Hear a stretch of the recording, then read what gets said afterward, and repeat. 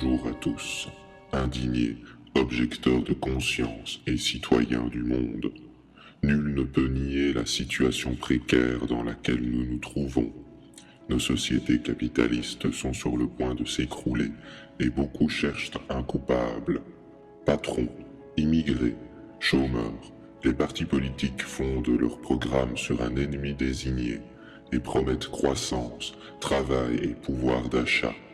Comment les politiques pourraient-ils apporter une solution globale et équitable alors que leur objectif est de satisfaire des envies égoïstes croissantes de nos sociétés de consommation? Les citoyens n'ont d'autre choix que de s'indigner. Mais manifester peut-il changer l'état d'esprit politique? Ont-ils seulement le pouvoir de changer? En réalité, le problème actuel est purement rationnel. Il s'agit de savoir comment faire vivre dignement 7 milliards d'êtres humains de manière équitable sur une planète dont les ressources sont limitées et où l'élite, l'industrie et les corporations n'ont aucun intérêt à changer ce monde. Des solutions existent, mais avant de les aborder, résumons la situation. Les ressources naturelles vont en diminuant, alors que les rythmes de consommation augmentent partout. Le mode de consommation occidental dépasse le seuil tolérable. Or, il est présenté comme un exemple à suivre pour les pays émergents. Cette consommation excessive crée de graves dérèglements environnementaux et sociaux. La dette astronomique des États soumet les peuples à l'austérité et au travail perpétuel. L'ère du pétrole touche à sa fin. Or, notre économie tout entière repose sur son abondance. Ces constatations ont un dénominateur commun, le principe de croissance. En effet, chaque acteur économique est soumis à l'obligation de croître indéfiniment pour survivre. Mais plus la production croît, plus les ressources se font rares. Sans pétrole, maintenir la croissance de l'Occident n'est pas possible. Pourtant, sans croissance économique, la dette n'est pas remboursable et les peuples sont soumis au travail éternel. Quant aux inégalités, la croissance économique des pays déjà riches implique l'exploitation continue des ressources du Sud. En réalité, nous avons atteint des niveaux de croissance que nos sociétés ne peuvent plus assumer. Des études démontrent qu'après un certain niveau, la croissance n'engendre plus d'effets bénéfiques sur la population. Au contraire, les externalités négatives s'accumulent et le bonheur recule. Pourquoi vouloir la croissance à tout prix si celle-ci est basée sur l'augmentation infinie de la production au détriment de l'émancipation humaine? En réalité, rien ne l'explique.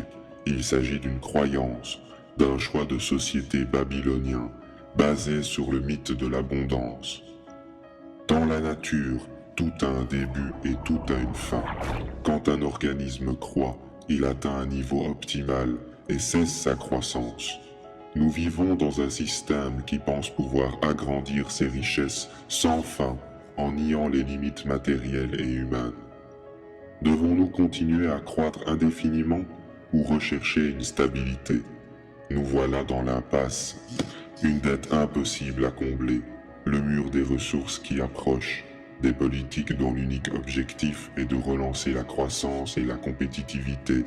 Alors, que faire? Nous ne vous dicterons pas de conduite à suivre, car votre liberté nous est fondamentale. Dans tous les cas, l'accouchement sera difficile, car il n'existe pas de solution miraculeuse. Ce que nous appelons la crise est en réalité une mutation.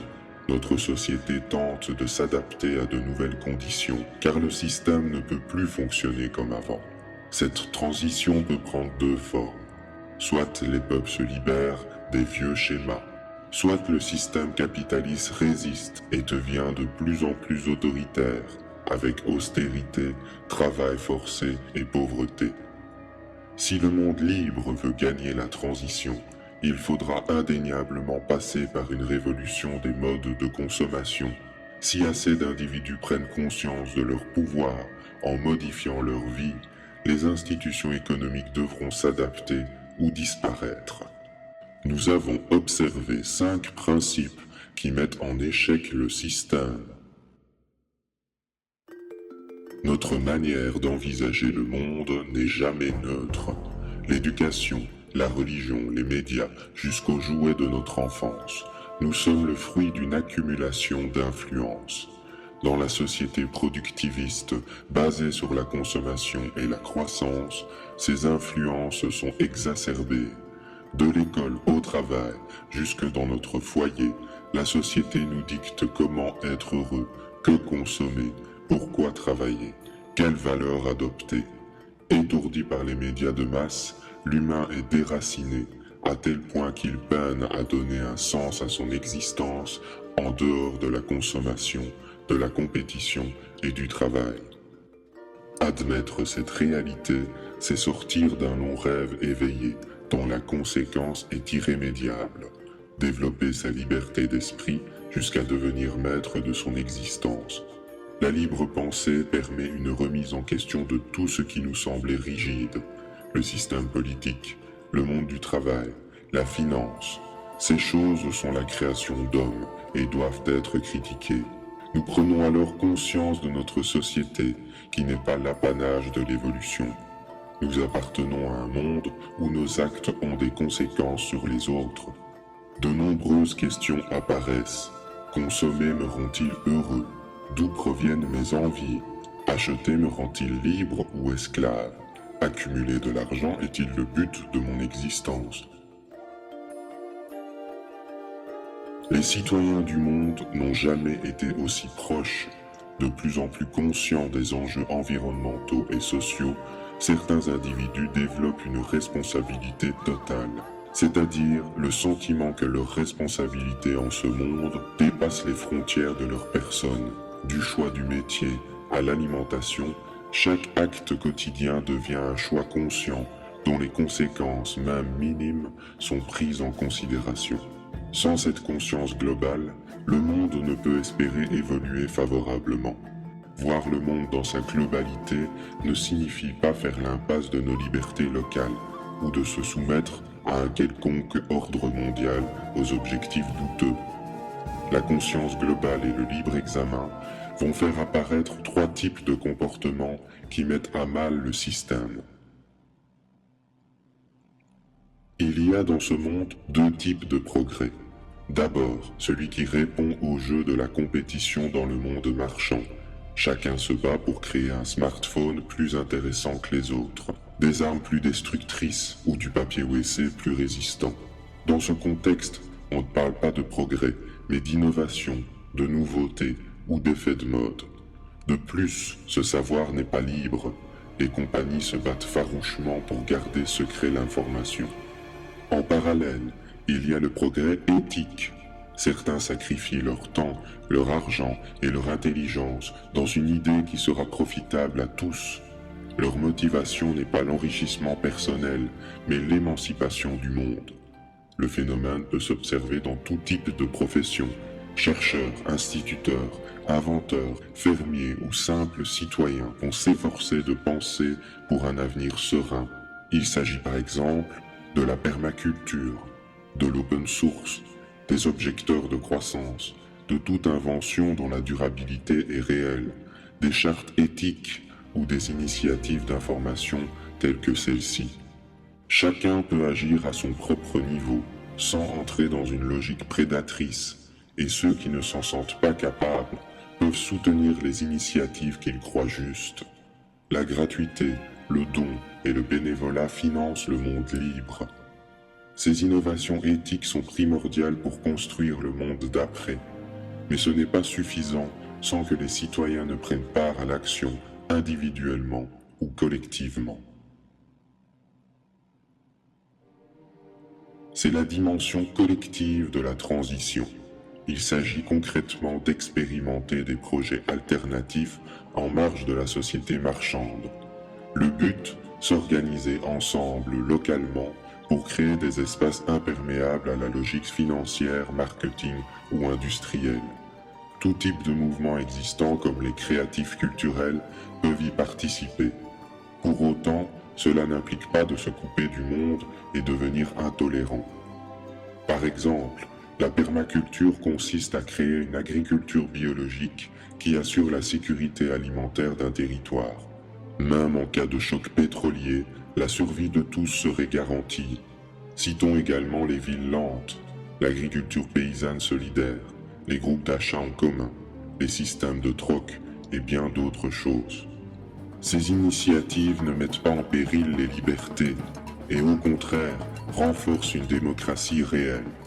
Cependant, cette démarche collective risque d'être combattue par le système et ses lobbies. Aussi, sa réussite dépend de l'investissement individuel de chacun.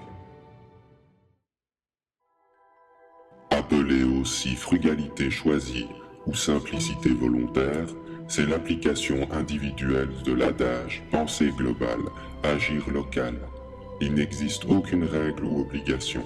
Chacun est libre de concrétiser sa sobriété à son propre rythme, selon ses revenus et convictions politiques, philosophiques ou religieuses. La seule base commune est la prise de conscience de la démesure du système. D'une manière générale, c'est un désencombrement matériel, un rejet de l'hybris, un refus du mode de vie babylonien. Chaque acte quotidien devient dès lors une opportunité de lutter. Certains vont adopter une automodération profitable à tous, même si les effets ne sont pas visibles maintenant. Il s'agit par exemple de réfréner ses achats, de se libérer de la télévision, de l'automobile, de boycotter les grandes surfaces et les produits industriels, d'opter pour les produits locaux et de saison, consommer moins de viande et bien d'autres choses. Ces individus vont généralement trouver le bonheur dans les choses simples. D'autres se créent un bouclier contre les désirs superficiels créés par la société de consommation. Ils apprennent à penser par eux-mêmes, à ralentir leur mode de vie, à s'octroyer du temps libre pour leur famille, leur conscience ou la nature. Mais simplicité ne rime pas avec facilité. Cela exige des efforts quotidiens et des sacrifices en termes de confort matériel, sans pour autant s'obliger à vivre dans la misère. Tous déclarent voir leur bonheur augmenter. Liberté, conscience, éthique, solidarité et sobriété. Ces 5 éléments teintés de tolérance peuvent être à la base d'une révolution culturelle non violente où la somme des comportements individuels et collectifs peut faire basculer la société vers un stade supérieur en déstabilisant les principes erronés de la croissance. Notre liberté est à ce prix pour un avenir serein. Merci.